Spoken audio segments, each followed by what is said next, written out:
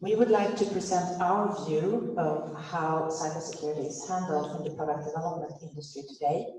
And we would like to start with an example of a product, in our case, a car, and how vulnerable such a product today is.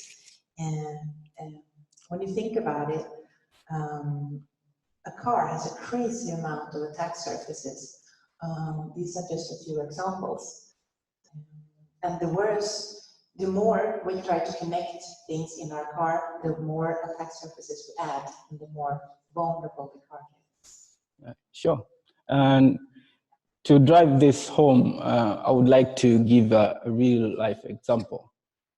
In 2015, two hackers in a Black Hat event in USA demonstrated that they hacked Jeep Cherokee, and they introduced a malicious data to the Canvas network, and then all of a sudden they gained control of that Jeep. They could raise volume, they could pump the brake and whatnot, all the scary stuff.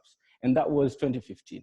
But now, since we are moving to autonomous cars, it's even easier. You could hack or gain access to these sophisticated cars in less than 10 minutes.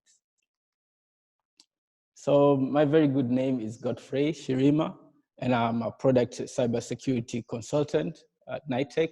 Currently, I'm a project manager for data integrity assignment at McGill, and areas of specialty: information security auditing, risk management, and penetration testing, among others. And I'm a pencil artist, amateur photographer, because it's a very expensive hobby. And I like reading, and I'm a book club moderator. Back to you, Kit. And I'm Kit Gullbrandson, and I'm business unit manager for software and cybersecurity at Knightec. And I have been in the software industry for almost 30 years now. I wrote here in the presentation that I'm pretty naive when it comes to cybersecurity in my own home. So it's like the shoemaker children. I have a vacuum cleaner, a robot vacuum cleaner that I can control with an Alexa device. And I control my lights in the house through the Alexa device and the home device. And I don't want to talk with Godfrey about the security issues around that. Unlike Kit, I'm a bit skeptical. And by the end of the presentation, you would know why I only have my smartphone and my smart TV as a smart devices at my place. Today, I will take you through in these three interesting agendas: security challenges when the industry get connected, and we'll talk about security culture and awareness, and we finish up by showing examples on how we work with cybersecurity in different industries. So there are lots of security challenges when we increasingly connect. For instance, there are lots of IoTs. We have smartwatches, smart devices, and whatnot. So it's very hard to pinpoint the top challenge when we connect. But I'll try to balance and explain some high-risk ones. I'll start off by saying threat actors and attack surfaces. I could have gone with data breaches, the usual ones, the ones that they're making noise out there, but this is often forgotten. But it's very logical. As much as you increase connectivity, then you increase attack surfaces. And the threat actors, I would like to talk about threat actors. Who are threat actors? These could be a person or an entity who is responsible to an incident or any event that could potentially impact the security of another entity. And these threat actors have different motives. For instance, national states could hack another nation or another entity for geopolitical reasons. For example, US versus Russia with election meddling. And then cyber criminals for purely financial gain. We've heard about ransomware attacks. Hacktivists, ideological reasons. They want to hold accountable some governments and then they hack. competitors, for competition reason, they want to gain advantage in the market. So trade secrets and whatnot.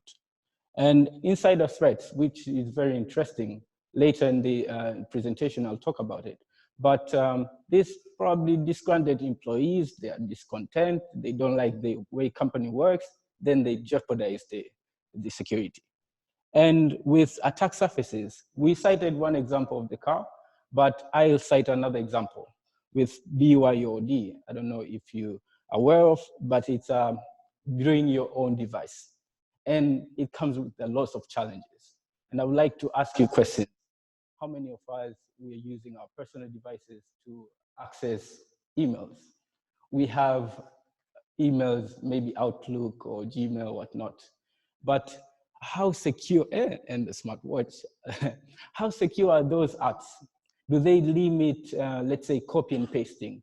Are you limited in terms of downloading the a very sensitive data, let's say Excel or business, I don't know, whichever business plan?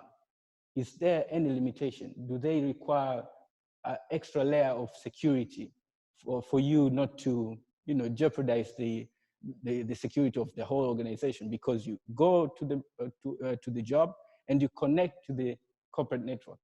Are you sure how secure it is?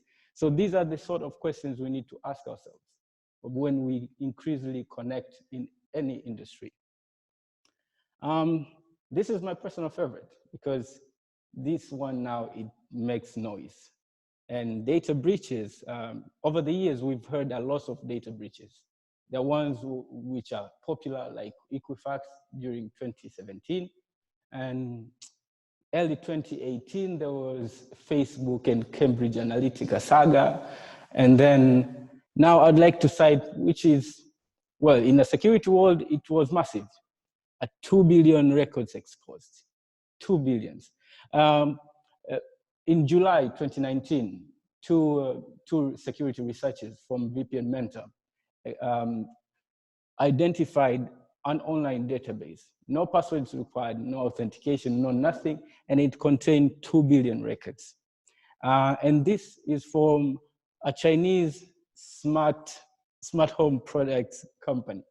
It offers smart applications, smart products like smart locks, security cameras, and the data, when they analyze the data, it comes from customers from over 9 countries, from USA, UK, China itself, and it contains all sorts of data from usernames, full names, geolocations, precisely, reset codes and whatnot.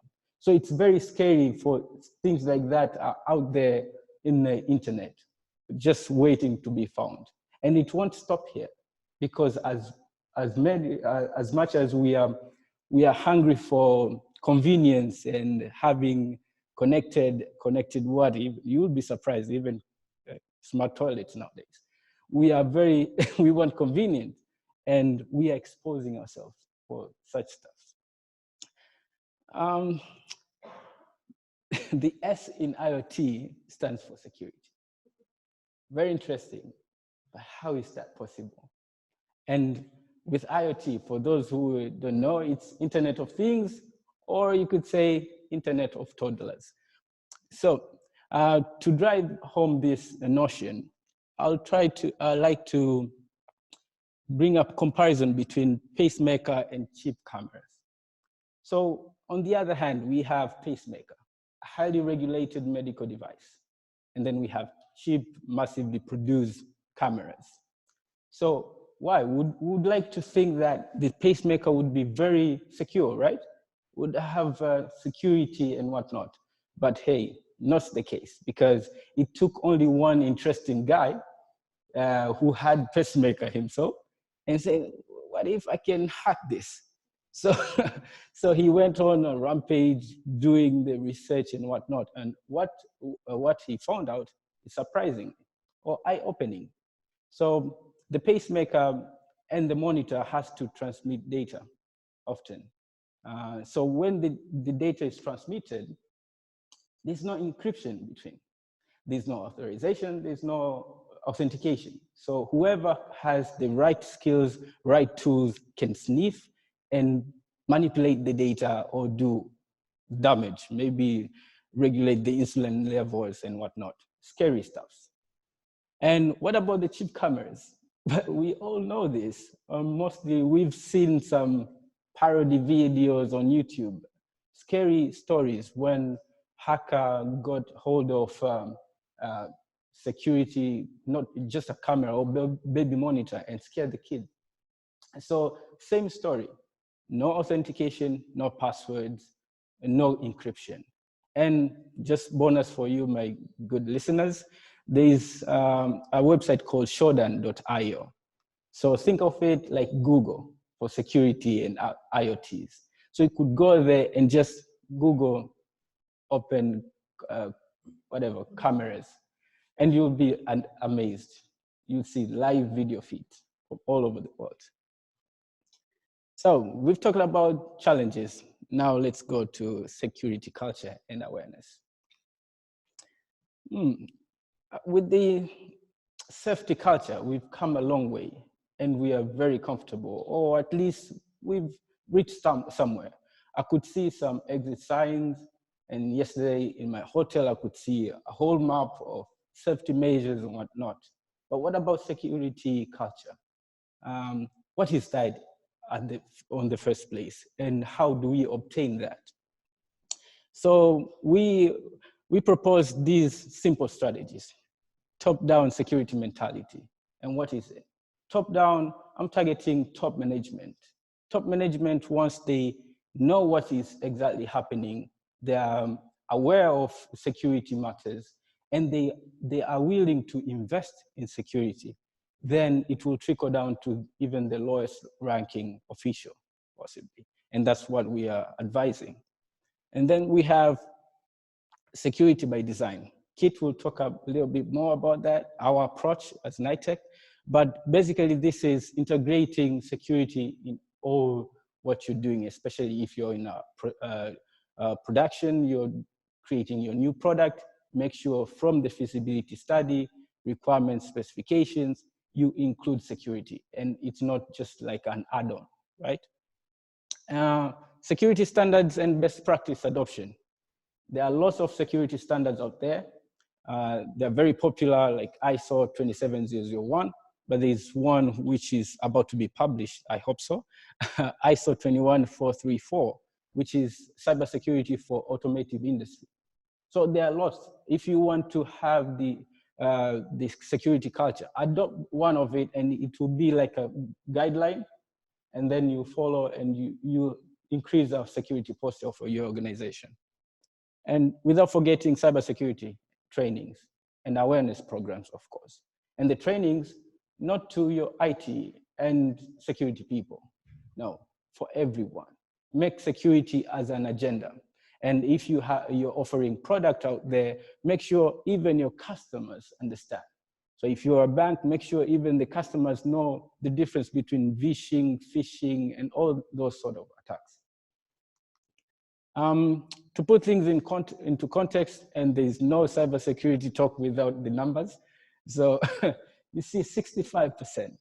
According to Ernst & Young Global Information Security Survey 2020, 65% of all businesses, they recognize that we haven't taken into consideration security when it's already too late, 65%. And with these increasingly innovation and products and technologies, AIs, MLs, blockchains, and whatnot, you have to be a little bit skeptical because we have so many products out there, but only 6.5 out of 10, they consider security before too late. Another number is, according to Verizon Data Breach Investigation Report, 30% is attributed to internal threat, insider threat. And when I say insider threat, I don't just target a disgruntled employee. It could be your unsecured device because you bring it to the network, a corporate network. It could be those software that you install in your office laptop and you're not allowed, and you know it is not allowed. but could jeopardize the corporate network. So yes, Godfrey, we've talked about the challenges and the security culture and the awareness. What are we going to do? I'm freaking out. So we set up this, we call them quick wins, because you don't have to break a bank to implement this. There is first and foremost security updates and patching. Be aware. With Microsoft, they offer every second Tuesday security updates. It's called Patch Tuesday. So do not fall into trap like our neighbors Maerski with NotPetya. They incurred a lot of cost to recover from that attack, simply because they didn't patch. So patch your systems. And passwords. Can never stress enough, because we have so many systems out there and they require passwords. So make sure you enforce passwords, you use password managers, you log the unsuccessful attempts and whatnot. Another thing is multi-factor authentication, and I give props to Sweden. You know, I'm from Tanzania. I came here, and after 2 months, I got my bank ID. For those who are not aware, that's a multi-factor authentication in practice. So you have to prove that on top of your personal number, then you have to prove you have the device and you know the code. So that's, you add the extra layer of security, which is very important. And because I talked about bringing your own device, I give you some mitigation controls. For instance, make sure that you can remotely wipe out those devices, simply because we are humans, we can lose them, yeah? Or make sure that you test the applications before you give your employees the devices, so that they're very secure, and limiting some copy paste and downloading. And let me welcome Kit and take you through the examples. Thank you, Godfrey. Tack. At Knightec, so I'm going to give a few examples from what we've seen in the industry. And at Knightec, product cybersecurity is one of the specialization areas, and we work with the following, just to get the ballpark of what we do, so you understand why we give those examples that we give. We work with handling the process. You talked about the top down, from the top of an organization down to all of the employees. We work with helping companies decide on how to implement from different processes and development techniques. We also, of course, work with software development and using software development and using the best practices in that term. We, of course, work with verification, like penetration testing, code reviews, etc., to make sure that what we develop are secure in the best way. We of course, look at threat modeling. Of course, we do educations and also forensic analysis when something did go wrong, why did it go wrong, and how do we prevent it from not happening again. And then we have a few examples, and the first one is from the pharmaceutical industry.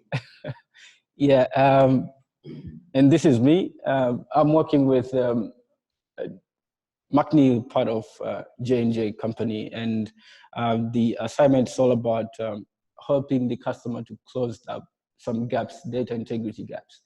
And it's still ongoing, and we've managed to close some significant gaps, and we act as a trusted advisor to them, and we integrate or we put together interested parties and make sure that we are in compliant with internal standards and procedures that they put in place in data integrity. Thank you. And the next example is from the automotive industry. If you remember, Godfrey talked about the standard called ISO 21434, that it's coming in the automotive industry, and it actually affects all the companies that develop vehicles and that want to sell vehicles in the future. They have to adapt to this standard. So it's really good to start already now, and we are helping one of the major truck development companies in Sweden to adapt all over the organization, just as we said, from top down, to adapt to this standard. So, and it's really important that all of the companies in the future will follow this standard. And another example is from the manufacturing industry. We have a customer that are producing products, and one of the and in that they have a control module. This was connected through a Bluetooth device. They wanted to access it connected, and they asked us to do threat modeling of that device and see how vulnerable is that the complete controller unit. And it turned out that it was actually very vulnerable, especially if we could highlight two main vulnerabilities. One of them were, and both of them were connected to the Bluetooth device. One of them was that there was a connection timeout for the Bluetooth device, so that an unauthorized device could connect to the Bluetooth device and then block it for all other usage. That would mean that actually the production could stop because we can't use the control module anymore. If someone would want to do that. And also the password itself to the Bluetooth device was very easily used through using a sniffing tool. You could very easily access it and see the password. So in this case, we of course did some recommendations and some adoptions and made sure that the product is safe. And there's something to think about out there. As soon as you add a device like that, you will get more vulnerable. Your product will get more vulnerable. Another example is from the Swedish police force. The police did just an ordinary search and through a trucker, so a driver of a truck. And you know, there are lots of regulations of how they can use the truck and how much they can drive, and there's a lot of regulations around driving the truck. And those are tracked in a tachograph. And then when the police did just a routine search of a truck, they found some electronic, it's like a circuit board connected to the kopplas of the truck. And they thought that maybe this is actually someone trying to manipulate the data of the tachograph. And so they came to us and asked us to do forensic analysis, or if you like, reverse engineering in this case, and see, is it really manipulating the data? And so we did that. And of course, we could find out that yes, it was manipulating the data of the truck. So there are all sorts of ways to access and manipulate or even block. So you need to be aware of what's happening. And that's all for us.